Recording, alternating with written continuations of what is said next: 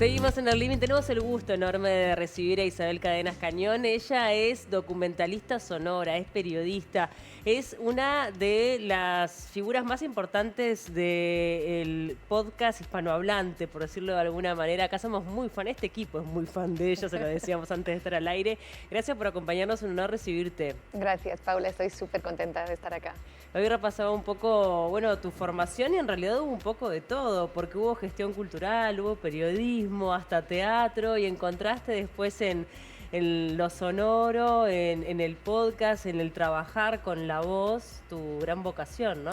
Sí, a mí me gusta mucho, siempre me gustó mucho trabajar con la voz y siempre me gustó mucho contar historias y siempre me gustó mucho hablar con gente. Entonces, en el fondo es como algo que ahora es bastante evidente que, bueno, que era como mi formato, pero que cuando yo empecé éramos muy poca gente haciendo eso y de repente fue como para mí muy claro que era lo que yo quería hacer y sí, y al final salió bien porque me llevó a muchos lugares, ¿no? Sin lugar a dudas.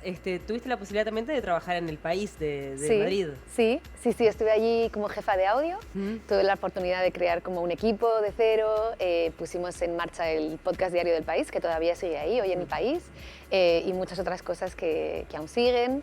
Fue una etapa de mucho trabajo y además muy diferente a lo que yo venía haciendo antes porque me tocó hacer mucha más gestión y hacer mucho más de jefa.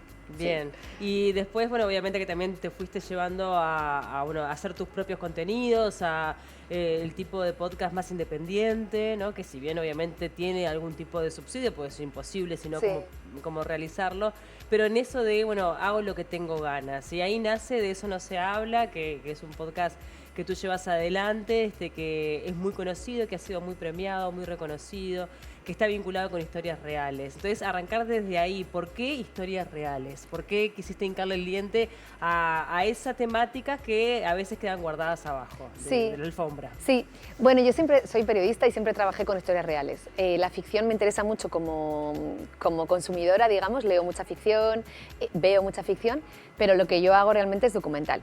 Entonces, para mí era muy evidente que iba a trabajar con historias reales. Y desde que empecé el podcast, yo empecé a idearlo en 2019. Y tuve clarísimo que iba a ser un podcast sobre silencios, sobre cosas no dichas, un podcast que tocara la memoria. Y a mí me gusta mucho decir que es un podcast que une los puntos entre los silencios individuales y los silencios colectivos, ¿no? Como al final en muchas familias en España hay pequeños silencios que parecen pequeños y que parecen como que solo son de esa familia, pero cuando abres el foco te das cuenta de que realmente tienen que ver con una historia y con una sociedad y sobre todo eso, con una historia y con un sistema que ha hecho posibles esos silencios y que ha hecho que esos silencios se perpetúen en las familias. Y cómo también genera empatía, ¿no? Increíblemente, historias que de repente nos son absolutamente ajenas, porque por ejemplo las escuchamos desde acá de Uruguay, que tienen que ver con otras realidades, pero que en definitiva también hay un punto ahí de conexión, en eso tal vez de ser humanos, no sé. Sí, yo creo que escucharnos, ¿no? Es como realmente lo más universal que hay, escuchar a la gente contar sus historias, y siempre para mí es muy interesante cómo viajan, ¿no? O sea, la última serie se llamaba Como Yo, es una serie muy local que pasa en un pueblo que se llama Lasarte, que está en Guipúzcoa, al lado de San Sebastián, es un pueblo muy pequeño, bueno, 30.000 habitantes, 30.000, 40.000, y de repente esa historia llegó muchísimo a muchos países y sobre todo acá, Uruguay, que fue muy impresionante, como de repente Uruguay es el segundo país que más nos escucha después de España, y para mí fue como hermoso que esa historia viajara tanto acá, ¿no? Y también. Bien. ¿Cómo es que trabajás, no? Porque a veces, obviamente, uno, capaz que por mi profesión siempre pienso en el detrás, en el trabajo que hay detrás, ¿no? Obviamente que disfruto la escucha, pero también pienso en todo lo que habrá quedado en el camino, cómo habrá sido la selección, dónde encontraste, bueno, esa posibilidad de dar un giro a la historia, que sí, que no. Sí, bueno, lo más difícil para mí siempre es eso, como qué dejas fuera, porque al final, por ejemplo, se llamaba Como Yo, esta serie fue un trabajo de 3 años. Y en 3 años entrevisté a mucha gente, no todo el mundo se escucha en el podcast, entrevisté muchas horas a mucha gente, sobre todo a la protagonista, Begoña, y en un momento hacer una historia es decidir qué queda fuera. Claro. Bueno, como la vida en general, es decidir lo que una no hace, ¿no? Totalmente, ¿cómo vamos a relatar claro, esto, o sea, ¿no? qué va a quedar dentro implica qué va a quedar fuera. Para mí eso es doloroso, porque yo siempre quiero contar todo, pero a la vez sé que la clave de contar una buena historia es elegir las cosas que van unidas y gracias a las cuales puedes armar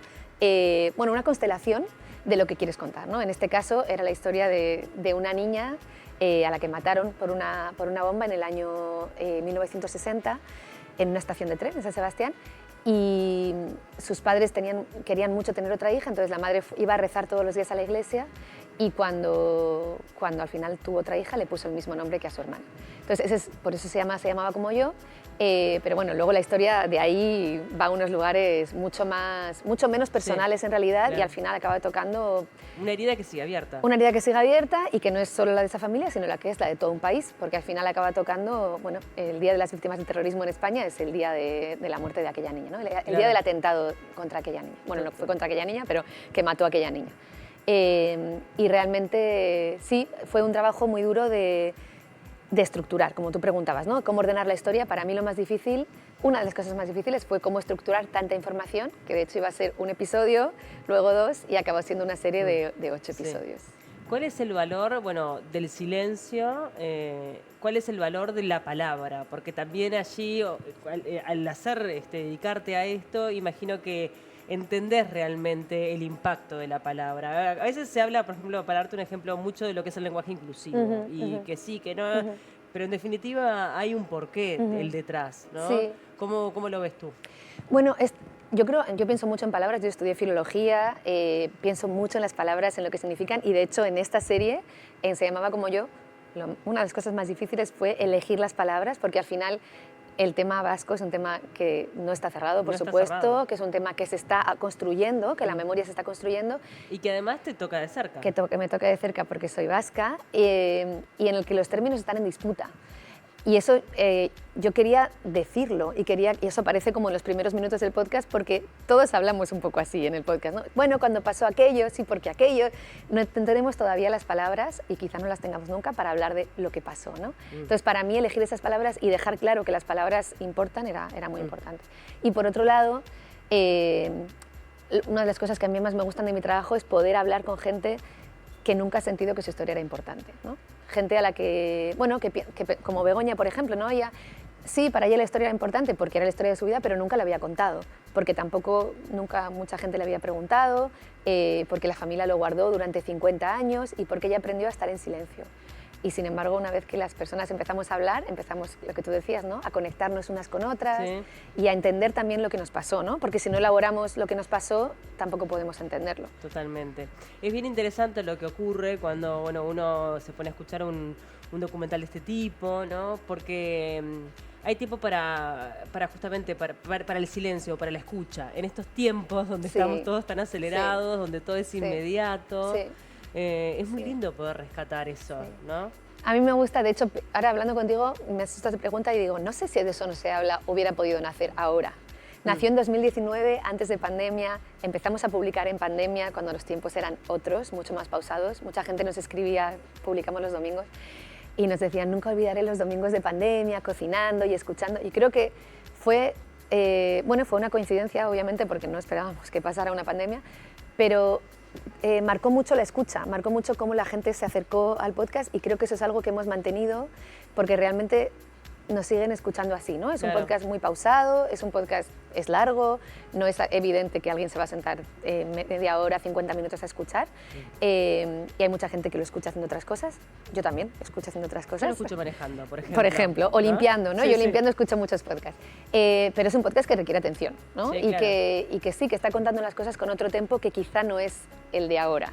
Es otro tiempo, nos hemos quedado en el pasado. Pero es buenísimo ese rescate, en definitiva, ¿no? A mí me gusta, también creo que las historias que contamos no podrían contarse de otra manera. No podrían ser, o yo no sabría contarlas de otra manera. No sabría contarlas en menos tiempo y desde luego no sabría contarlas más rápido. Tu podcast es independiente y es un desafío, ¿no? Sí. Porque obviamente necesita ser sustentable. Sí. Tú necesitas vivir de lo que haces, vivir. ¿No? Está clarísimo. Son tú y tus colaboradores, ¿no? Me imagino que son más personas las que trabajan. Sí. ¿Cómo haces para lidiar con eso y qué decisiones has tomado al respecto? Sí. Para mí era muy importante que de eso no se habla fuera en podcast independiente. Tenemos independencia editorial, de la longitud de los episodios, y también de los tiempos, que para mí es importante, ¿no? Que nadie esté como diciéndonos, chicas, tienen que publicar ya. Entonces, hemos tenido ayuda. La última temporada la hemos coproducido junto a ETV, la radio televisión pública vasca, Y también hemos tenido ayuda del Ministerio de Cultura, una subvención del Ministerio de Cultura que hace unos años empezó a dar subvenciones a podcast y de hecho la segunda temporada también la hicimos con una subvención del Ministerio de Cultura y tuvimos además apoyo de nuestra comunidad de oyentes porque hicimos un crowdfunding, un mecenazgo. Bueno, que pasa mucho en Radio Sí, Ambulante también, sí, por ejemplo, ¿no? Sí, es que realmente el podcast genera una comunidad y yo estoy súper orgullosa de la nuestra, realmente es una comunidad que es muy fiel, que está ahí y además lo que dices de Radio Ambulante es muy lindo porque en el fondo alguien que es parte de una comunidad de un podcast es parte de muchas comunidades de muchos podcasts porque somos como muchos podcast hermanos, digamos, ¿no? Que tenemos como gente muy parecida, con gustos parecidos, que escucha podcasts que son como familiares, primos, no sé. Bueno, viste un festival, el otro día estuvimos charlando con Bruno por acá, nos contó de qué va. Vas a tener la posibilidad de compartir con otras personas que están de repente comenzando en esto del mundo del podcast o que ya están instalados, pero que quieren de alguna forma aprender, porque como todas las profesiones tienen su jeito, ¿no? Hay que ir conociendo. Total, sí, tengo muchas ganas. Los festivales son lugares donde además todo pasa muy rápido y de manera muy condensada. Y de repente como conoces a mucha gente, pero también como se generan lugares de escucha que no conocías antes, ¿no? Para mí realmente es cuando me llamó Bruno y Flora también para decirme si quería venir a Uruguay, fue como, no, pero por supuesto. Además yo estaba viajando muy poco después de la pandemia y fue como, no, pero Uruguay sí, por supuesto. O sea que estoy realmente súper contenta. Vas a tener la posibilidad de intercambiar, porque además tú también sos docente, ¿no? Sí. Enseñás sobre guión, que también eso es bien importante. Entender de que esto podría comenzar como un hobby, pero hoy por hoy es una industria que cada vez crece más. Sí, es una industria, cada vez crece más. No sé hasta cuándo va a crecer o si ya empezó a pararse, porque algunas pensamos que quizá ya empezó como a estancarse y a bajar a la producción. Cada vez hay menos, o sea, ha habido un momento en que cada vez había más dinero, pero ahora parece como que se estancó un poco, veremos a dónde va. Pero sí, es una industria y al final aprendemos como aprendemos de otras cosas, ¿no? Yo aprendí mucho escuchando a gente que sabía, leyendo mucho sobre gente que sabía y preguntando todo a gente que fue muy generosa conmigo. Y probando y equivocándote, me imagino también. Sí. Isabel, gracias por acompañarnos, fue un gusto enorme recibirte. Me quedó corta la charla, pero bueno, tenemos que cerrar el programa. Gracias por el tiempo. Paula. La gente que quiera participar, ¿tiene posibilidad todavía de los talleres que vas a dar, de las charlas que vas a dar o ya está todo lleno? No hay nada, no hay posibilidad. Bueno, no hay un rechiño siempre hay. Así que los televidentes, que si no conocían de eso no se habla, que ya pongan a escucharse y gracias por acompañarnos. Gracias, un gusto enorme Paula. recibirte. Gracias. Nosotros nos despedimos, nos vamos a reencontrar mañana a partir de las 4 de la tarde cuando comencemos una nueva edición del Living. Gracias por estar del otro lado.